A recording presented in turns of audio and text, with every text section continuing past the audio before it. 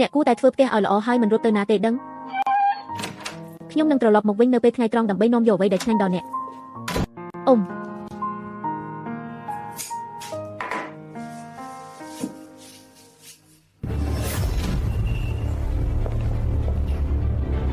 បសវងតើអ្នកចង់ទិញផ្កាទេស៊ូវ៉ាន់និងហាងផ្ការបស់អ្នកសុខសប្បាយទេយើងស្ទើរតែមិនអាចរកដំណោះស្រាយបានខ្ញុំគិតថាហាងផ្ការបស់អ្នកអាចរកប្រាក់បានច្រើនក្នុងមួយខែចុះរឿងនេះចាប់ពីពេលនេះទៅអ្នកបង់ថ្លៃការពារខ្ញុំចំនួន 5000 យួនជារៀងរាល់ខែហើយខ្ញុំនឹងការពារអ្នកនៅតាមផ្លូវនេះបសវងខ្ញុំគ្រាន់តែជាអាជីវកម្មដូចមួយហើយខ្ញុំមិនមានលទ្ធភាពបង់ថ្លៃការពារច្រើននោះទេស៊ូវ៉ាន់កុំខ្មាស់គេអីប្រសិនបើអ្នកមិនបង់ថ្លៃការពារទេអ្នកនឹងមិនអាចបើកហាងនៅទីនេះនាពេលអនាគតបានទេគ្រាន់តែមិនបង់ប្រាក់នេះគឺជាសង្គមដែលគ្រប់គ្រងដោយច្បាប់អ្នកមិនអាចមានអំណាចខ្លាំងនោះទេនៅក្នុងសង្គមដែលគ្រប់គ្រងដោយច្បាប់ខ្ញុំជាច្បាប់នៅលើផ្លូវនេះ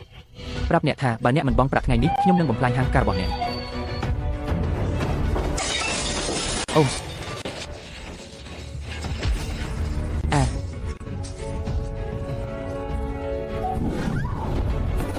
ស៊ូវ៉ាហើយនេះជាអ្វីដែលនឹងកើតឡើងប្រសិនបើអ្នកមិនបង់ថ្លៃការពារខ្ញុំនឹងផ្ដល់ឲ្យអ្នកនៅឱកាសចុងក្រោយមួយដើម្បីបង់ប្រាក់គ្រាន់តែកុំប្រុសអ្នកសម្លុត